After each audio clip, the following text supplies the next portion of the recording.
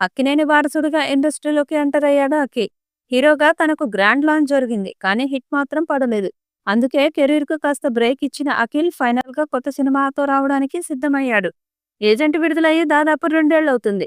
ఈ సినిమా కోసం అఖిల్ చాలానే కష్టపడ్డాడు. తన కెరీర్లో ఎప్పుడూ లేనంతగా భారీ బడ్జెట్తో ఈ యాక్షన్ ఎంటర్టైనర్ తెరకెక్కింది. అందుకే దానికోసం అఖిల్ ప్రత్యేకంగా ప్రమోషన్స్ చేశాడు కూడా. దేశవ్యాప్తంగా ప్రేక్షకులను ఈ సినిమాను దగ్గర చేసే ప్రయత్నం చేశాడు.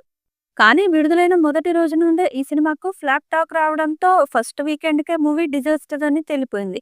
పైగా సరైన స్టోరీ లేకుండానే ఈ సినిమాను తెరకెక్కించామంటూ నిర్మాత స్వయంగా ప్రకటించాడు.